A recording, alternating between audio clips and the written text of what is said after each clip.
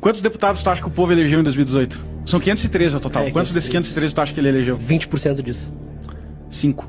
Em 2018, 27 deputados dos 513 deputados foram eleitos dependendo do voto direto. Eleito do que a gente entende de eleição, do tipo, o cara que mais ganhou Tu chegou voto. na urna e escolheu um cara, tá? Só 27 foram eleitos desse jeito que tu tá imaginando. Entendi. Porque quando tu bota o voto na urna, o que acontece não é computar direto pro deputado, computa pro partido.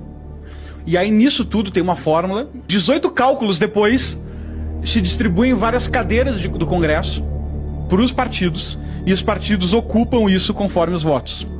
Isso significa que um deputado que ganhou, como é o caso que a gente mostra no episódio, um deputado que ganhou 128 mil votos, não é eleito às vezes em detrimento de um deputado que ganhou 200 votos.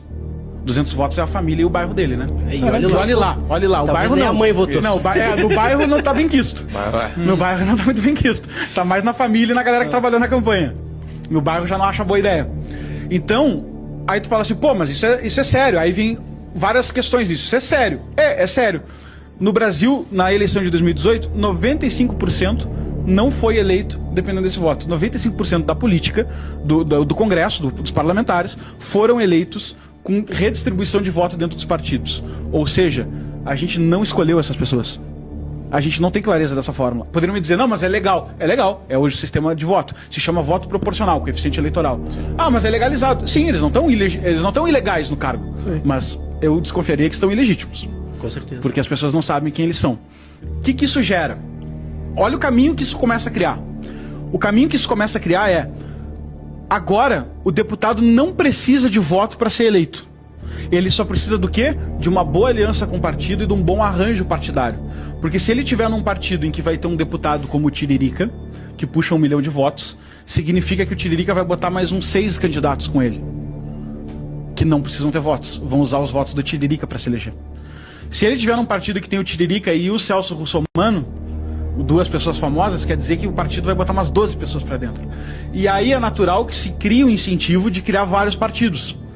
Porque em cada um desses partidos a gente bota um puxador de voto, e ele puxa outras pessoas com ele, e a gente bota parlamentares que não foram escolhidos pelas pessoas.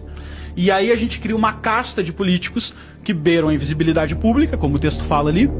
E que são dinossauros ali, já estão lá dentro do Congresso, sem depender de voto, pegando fundão eleitoral, usando dinheiro para... O cara não conseguiu o voto, o cara tá lá dentro, ele fica lá dentro governando, votando, escolhendo pela população, aí sai o fundão eleitoral, que ele mesmo decide ter fundão eleitoral, ele fala assim, quero fundão. Aí ele vota o fundão eleitoral, sai o dinheiro, ele pega o dinheiro para fazer propaganda dele.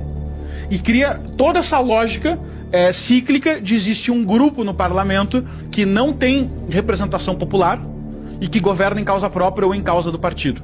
O nome que a gente dá para isso é Centrão. Agora, o que significa 5% ser eleito? O quórum mais apertado, vamos falar de quórum de impeachment aí, tem que ter 25% para vetar, cara. Tu não consegue vetar nada. E são esses caras que negociam com o presidente, são esses caras que definem as pautas que são votadas lá dentro.